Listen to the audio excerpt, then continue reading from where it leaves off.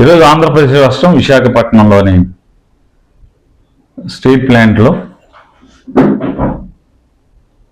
దురదృష్టకరమైనటువంటి ప్రమాదం జరిగింది. ఈ ప్రమాదంలో ఇప్పటికీ 8 మంది కార్మికులు అసువులు బాశారు. మరికొంతమంది క్షతగాత్రులై ఆసుపత్రిలో చావుతో పోరాటం చేస్తున్నటువంటి పరిస్థితులు మనం చూస్తున్నాం. ఏదైతే కార్మికులు ప్రపంచానికి చెప్తున్నారు, మిగతా సమాజానికి చెప్తున్నారు, ఈరోజు జరిగినటువంటి ప్రమాదం జరిగినటువంటి సెక్షన్లో వాస్తవంగా 22 మంది పనిచేయాలి. కానీ ప్రస్తుతం కార్మికుల్ని కోత విధించి 11 మందితో పనిచేయిస్తున్నారు. దానివలన పని ఒత్తిడి మూలకంగా లేదా దాన్ని పర్యవేక్షించడంలో తక్కువ మంది మనుషులు ఉండటం వల్ల మరి ఈ ప్రమాదం జరిగిందని చెప్పనేది కార్మికుల యొక్క బాధ, ఘోష మనం వింటున్నాయి. వాళ్ళు కార్మికులు చెప్పేది వాస్తవాన్ని నమ్మాల్సినటువంటి అవసరం కూడా ఎందుకుందంటే, ఈ విశాఖపట్నం స్టీల్ ఫ్యాక్టరీ సాలీనా 3.2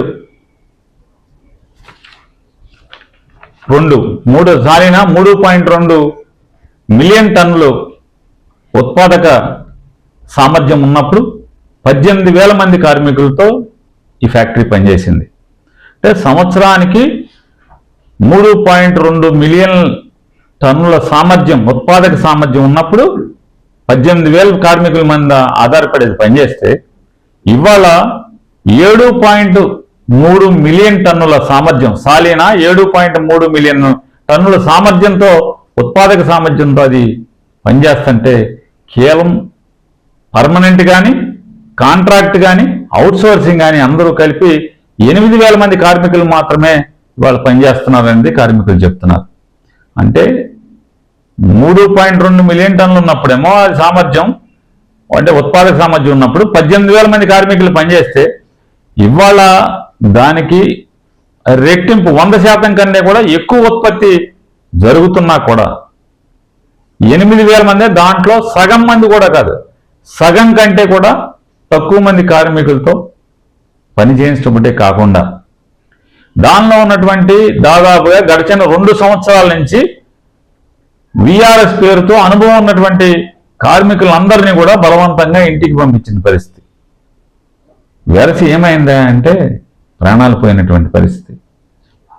ఇంజనీర్లు అంటే సీనియర్గా ఉన్నట్టు సీనియర్ కార్మికులు ఎవరైతే సాంకేతిక నైపుణ్యాన్ని సంపాదించున్నారో, ఇన్నేళ్ల అనుభవాన్ని సంపాదించున్నారో, ఆ అనుభవవంతులైనటువంటి కార్మికులు ఇవాళ లేకపోవటం, అనుభవజ్ఞులైనటువంటి కార్మికులు ఇవాళ విఆర్ఎస్ ఇచ్చి బలవంతంగా పంపిస్తాం.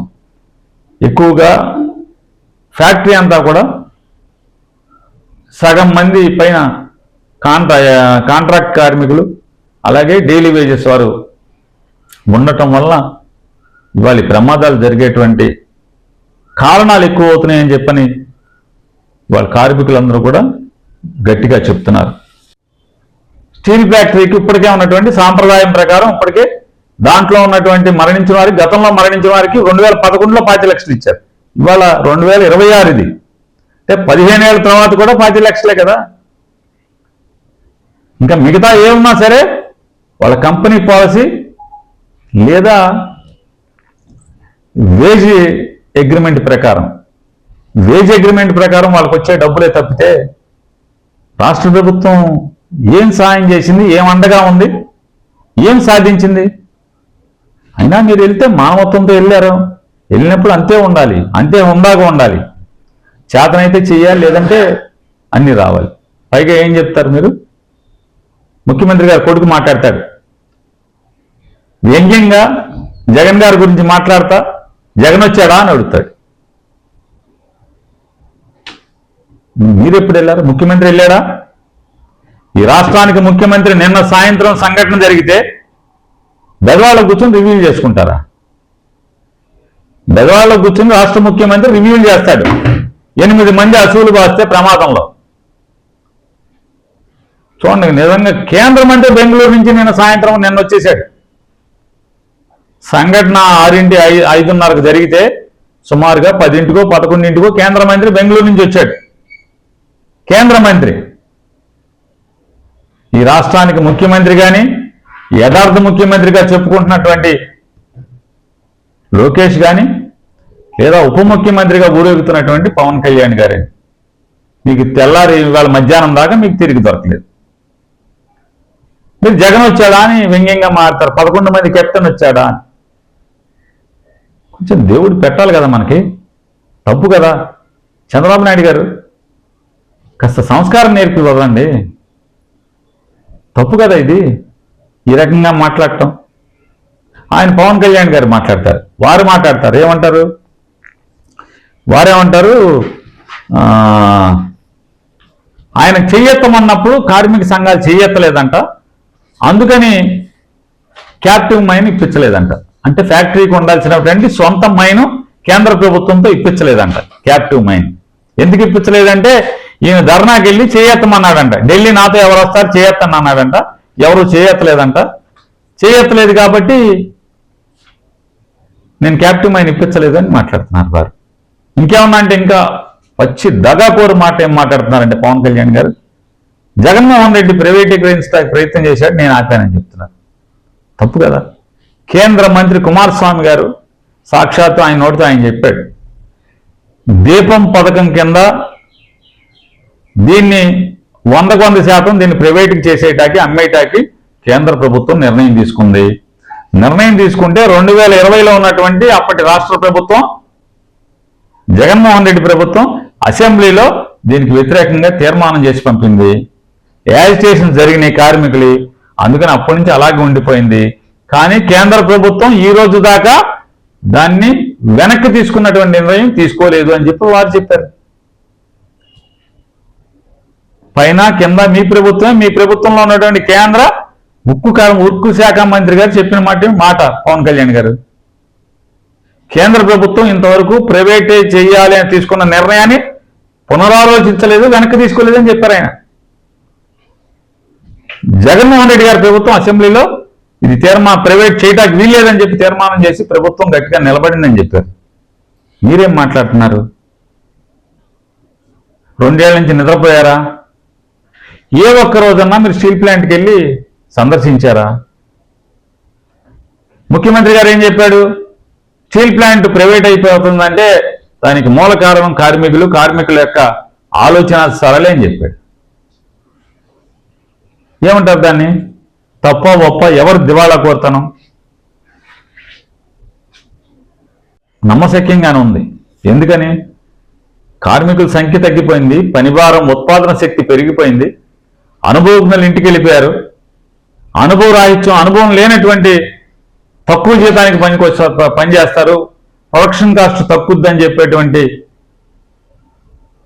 కక్కుర్తి ఆలోచనల మూలంగా యాజమాన్యం తీసుకున్నటువంటి ఈ నిర్ణయాల వల్ల ఇంతమంది కార్మికుల్ని యాజమాన్యం మాత్రమే పట్టం పెట్టుకున్నది ఇవాళ ఎవరైనా మనందరం కూడా అంగీకరించి తీరాల్సినటువంటి అంశం. ఇవాళ మరియు కార్మికులందరూ కూడా, కార్మికుల కుటుంబాలు కానీ లేదా కార్మికుల లోకం కానీ, వారితో పాటు ఉంటే సహచార కార్మికులు కానీ, శోక సందర్భంలో వాళ్ళు ఉంటే రాష్ట్ర ప్రభుత్వం నుంచి వెళ్ళినటువంటి మంత్రులు వాళ్ళని ఓదార్చి వాళ్ళకి స్థైర్యాన్ని ధైర్యాన్ని ఆ కుటుంబాల్లో సాటి కార్మికుల్లో నింపాల్సినటువంటి గురుతర బాధ్యతతో వెళ్ళినటువంటి రాష్ట్ర మంత్రులు వాళ్ళు వెళ్ళి అక్కడ ప్రవర్తించినటువంటి తీరు చూస్తుంటే అసలు సంస్కారం మర్చిపోయారా? ఇవాళ మనందరికీ సమాజంలో చూస్తుంటాం, మన ఇంట్లో ఎవరైనా చచ్చిపోయి శ్మశానానికి అంతిమయాత్ర జరుగుతుంటే ఆ పార్థివ దేహం మీద పూలు, చిల్లర పైసలు, లేదా కొన్ని చోట్ల మరమరాలు, కొన్ని చోట్ల అటుకులు, కొన్ని చోట్ల కాయగూరలు కూడా నింపుతూ ఉంటారు వారి వారి ప్రాంతాల్లో వారి వారి కులాచారం సాంప్రదాయాలను బట్టి. విశాఖపట్నంలో చిల్లరతో పాటు పూలు జిమ్మేటువంటి సాంప్రదాయం ఉంది. ఇవాళ వీళ్ళ పేరు చూస్తుంటే ఆ పార్థివ దేహాల మీద జిమ్మినటువంటి పైసలు ఏరుకునేటువంటి వారి తంతు వీరి తంతు ఒకలాగా లేదా? వారి మనస్తత్వం నీచంగా ప్రవర్తిస్తారా? ఏం చేయాలి? మీరేం చేద్దామని వెళ్ళారు? మీ పాత్ర ఏంటి? మంత్రుల పాత్ర ఏంటి? మంత్రుల బాధ్యత ఏంటి? పోయిన ఇంట్లో గుండాకి తెచ్చిపోతే వేరు, మామూలుగా మిమ్మల్ని ఎవరు ఏం ప్రశ్నించరు. కానీ అక్కడ యాజమాన్య బాధ్యత రాహిత్యం, యాజమాన్య కక్కుర్తి వల్ల, కాస్ట్ కటింగ్ అనేటువంటి తప్పుడు ఆలోచన మూలంగా పనిభారం పెరిగి ఇవాళ అసూలు బాస్తే 8 మంది మనుషులు చనిపోతే ఏం చెప్పాలి? మీరు ధైర్యంగా ఉండండి, మీ ఇంట్లో మరణించే వారిని మేము తీసుకురాలేం, మీ కుటుంబాలకు మేము అండగా ఉంటామని చెప్పాల్సింది పోయి ప్రమాదం జరిగిన చోట మాట్లాడతారు. ఎందుకు మాట్లాడరు? మనసు గాయపడ్డ వాళ్ళు, మనుషులకు ఎవరి కుటుంబాల్లో ఎవరి స్నేహితుడో ఎవరి ఆత్మీయుడు చచ్చిపోతే వాళ్ళు బాధతో మాట్లాడతారు. ప్రభుత్వంలో ఉన్నటువంటి వారు బాధ్యులు ఎవరు ఏం చేయాలి? అన్నీ విని రావాలి, వాళ్ళ ఆత్మ ఘోష వినాలి, వాళ్ళ బాధ వినాలి, ప్రతిదీ ఓర్పుతో ఓర్మితో వినాలి. అహంకారంతో మాట్లాడతారా మీరు? ముఖ్యమంత్రి గారు అబ్బాయి అయితే మాత్రం అహంకారాన్ని చూపిస్తారా?